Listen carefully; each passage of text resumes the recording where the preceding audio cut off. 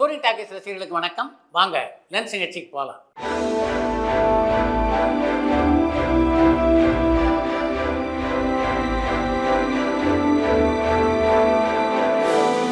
என்னம்மா முதல் கேள்வி? இந்தியாவின் சிறந்த படங்கள்ல ஒன்னா கருதப்படுற கும்பலாங்கி நைட்ஸ் படத்தை கொடுத்த இயக்குனர் மதுசி நாராயணன் என்ன ஆனாங்க?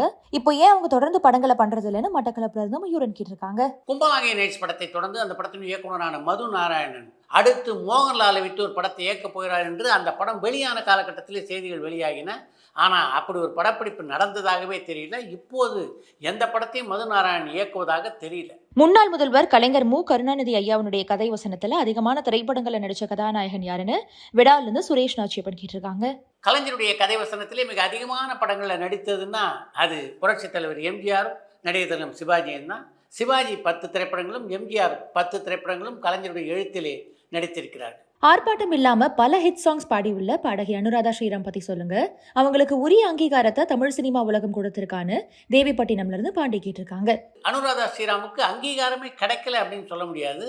ஆனால் அவரிடம் உள்ள திறமைக்கு அவர் இன்னும் மிகப்பெரிய உயரத்தை தொட்டு இருக்க வேண்டும் அப்படின்றது உண்மை. காந்தாரா பார்ட் 2 படத்தை பத்தி சொல்லுங்க. ஏன் இன்னும் படத்தை பத்தின தகவல்களை படக்குழு வெளியிடாம இருக்காங்க?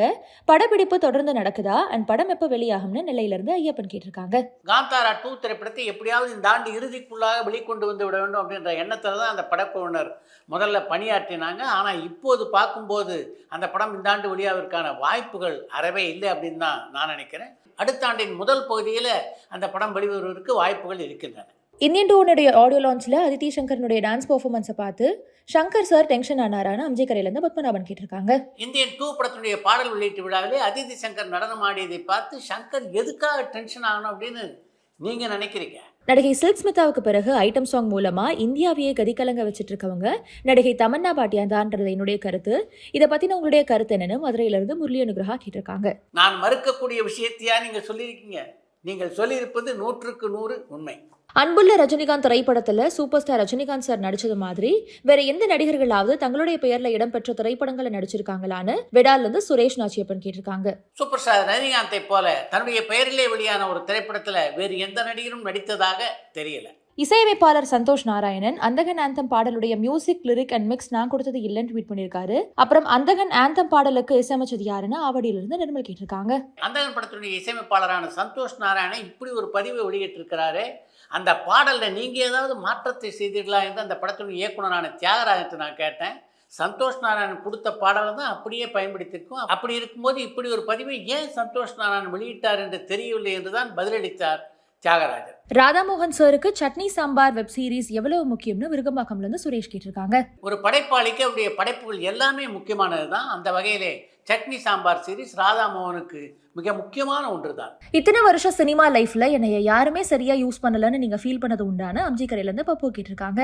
வருஷம் முழுக்க என்னை நோக்கி நீங்கள் கேள்விகளை எழுப்பிக்கிட்டே இருக்கீங்க. நானும் ஏறக்குறைய தினமும் உங்களை சந்தித்துக் கொண்டிருக்கிறேன். அப்படி இருக்க இந்த சினிமா வாழ்க்கையில என்னை யாரும் சரியா பயன்படுத்திக்கல அப்படின்னு நான் வருத்தப்பட என்ன இருக்கு? அக்ஷய்குமார் நடிக்க சூர்யா ஜோதிகா தயாரிச்ச ஹிந்தி திரைப்படமான சர்ஃபிரா வசூல் ரீதியா வெற்றி படமா அமைஞ்சுதான்னு அன்னம்பேட்ல இருந்து குப்பராஜ் கேட்டிருக்காங்க. சூர்யா ஜோதிகா தயாரிப்பிலே அக்ஷய்குமார் நடித்த சர்ஃபிரா திரைப்படம் மிகப்பெரிய தோல்விப்படமாக அமைந்தது. சார், நடிகர்கள்ல மனித கடவுள் யாருன்னு சென்னையில இருந்து சந்தனகுமார் கேட்டிருக்காங்க. மற்றவர்களுக்கு உதவ வேண்டும் என்ற மனம் படைத்த எல்லோருமே மனித கடவுள்கள் தான். அப்படி பல நடிகர்கள் நம்மிடையே இருப்பது உங்களுக்கே நன்றாக தெரியும். MS பாஸ்கர் சார் உங்களுடைய பேட்டியில ரசிகர்கள் கொடுத்த அன்பு தொல்லைகளை சொல்லி இருந்தாரு. அதே மாதிரி உங்களுக்கு நடந்த அனுபவத்தை பத்தி ஷேர் பண்ண முடியுமான்னு திருப்பூர்ல இருந்து சிவராம் கேட்டிருக்காங்க. அந்த மாதிரி எல்லாம் ரசிகர்கள் எனக்கு அன்பு தொல்லை கொடுத்த அனுபவம் எனக்கு இல்லை. சார், 16 வயது நிலை படத்துல நடிகை ஸ்ரீதேவி ரஜினி சார் முகத்துல நிஜமாவே காரி துப்புனாங்களான்னு அம்ஜிக்கரையில இருந்து பத்மநாபன் கேட்டிருக்காங்க. அந்த படத்தை பார்க்கும்போது உங்களுக்கு என்ன தோணுச்சு? ரஜினிகாந்த் முகத்துல ஸ்ரீதேவி எச்சக்காரி துப்பியதை போல தானே தோணுச்சு. அந்த தோற்றத்தை தருவதுதான் சினிமா. அதற்காக ரஜினிகாந்த் மூஞ்சில ஸ்ரீதேவி காரி துப்ப வேண்டும் என்று அவசியம் இல்லை. எம்ஜிஆர் சார் அண்ட் சிவாஜி சாருக்கு நடுவே இருந்தது எந்த மாதிரியான உறவுன்னு முக்கூடல இருந்து பாண்டியன் கேட்டிருக்காங்க.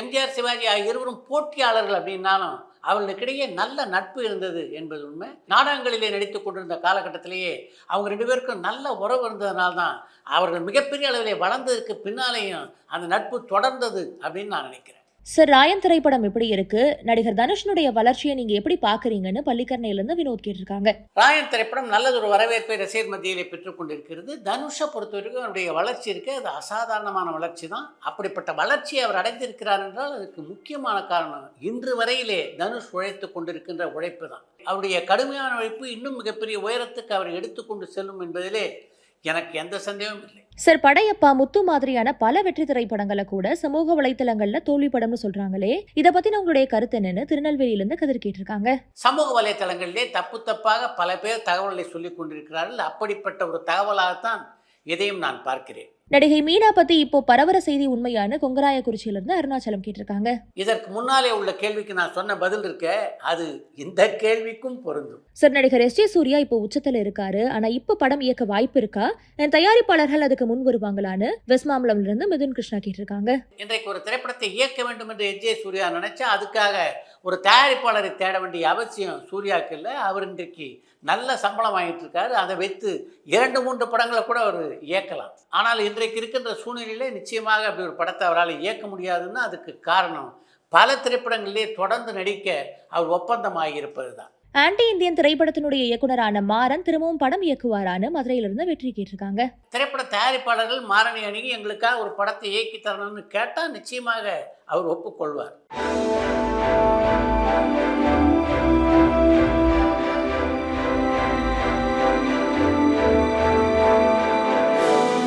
இந்தியன் பார்ட் 3 வெற்றி பெற என்ன செய்யணும்னு பாண்டியில இருந்து ராஜ்பரத் கேட்டிருக்காங்க. இந்தியன் 3 திரைப்படத்தை ஒரு ரசிகனுடைய பார்வையில் சங்கர் 2-3 முறை திரையிட்டு பார்க்க வேண்டும். சங்கரை பொறுத்த வரைக்கும் இன்றைக்கு தமிழ் சினிமா உலகில் இருக்கிற பல முக்கியமான இயக்குநர்கள் அவருடைய நெருங்கிய நண்பர்கள். அவங்க எல்லாரையும் அழைச்சி அந்த படத்தை ஒரு முறை போட்டு காட்டலாம். அந்த படத்தில் ஏதாவது ஒரு குறை இருக்குது அப்படின்னு அவங்க சொன்னாங்கன்னா அந்த குறை நியாயமான குறை என்று சங்கருக்கு பட்டதுன்னா அதையெல்லாம் திருத்தி அதற்கு பின்னாலே அந்த படத்தை வெளியிட்டார்கள் என்றால் நிச்சயமாக அந்த படம் மிகப்பெரிய வெற்றி படமாக அமைய வாய்ப்பு இருக்குன்னு நினைக்கிறேன். அடுத்து இன்று ஒரு தகவல். எந்த மேடையானாலும் சாதுரியமாகவும் நகைச்சுவையாகவும் பேசுவதிலே கலைஞர் எவ்வளவு வல்லவர் என்பதற்கு உதாரணமாகத்தான் ஒரு சம்பவத்தை இன்றைக்கு உங்களோடு நான் பகிர்ந்து கொள்ள இருக்கிறேன். டி.என். பாலுவினுடைய இயக்கத்திலே கமல்ஹாசன் கதாநாயகனாக நடித்த சட்டம் என் கையில் என்ற படத்துடைய 100வது நாள் விழா ராதாகிருஷ்ணன் சாலையிலே அமைந்துள்ள உட்லண்ட்ஸ் ஹோட்டலிலே நடைபெற்றது. அந்த காலகட்டத்தில் ஆட்சியாளராக இருந்த புரட்சித் தலைவர் எம்ஜிஆருக்கும் டி.என். பாலுவுக்கும் இடையே பல கருத்து வேறுபாடு இருந்ததுனால அவரை கைது செய்வதற்காக காவல்துறையினர் அவரை தேடிக்கொண்டிருந்தார்.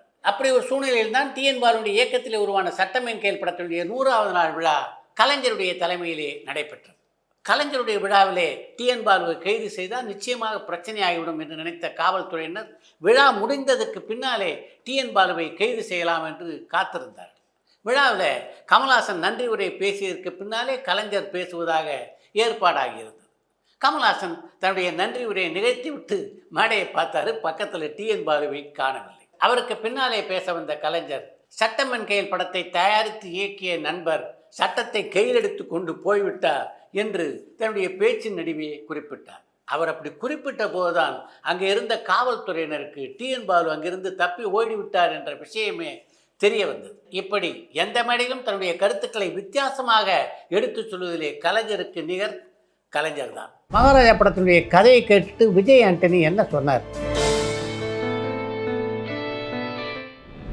விஜய் ஆண்டனிக்கு அந்த கதையும் பிடிச்சிருந்தது, அவரும் நடிக்க தயாராக இருந்தார். அப்படி இருந்தும் ஏன் அவரை வச்சு அந்த படத்தை நீங்கள் உருவாக்கலை? அப்ரோச் பண்ண ரொம்ப பிடிச்சது. பட் சுதன் சார் வந்து இல்லை வெயிட் பண்ணுங்க, அவர் வேணாம் அப்படி பற்றில சொல்ல. பட் அவருக்கு இதை இன்னும் பரபரப்பான சினிமா செய்திகள், நட்சத்திரங்களின் பேட்டிகள், சினிமா வரலாறு ஆகியவற்றை பார்க்கவும் படிக்கவும் உங்களுக்கான இணையதளம் tourantalkies.co.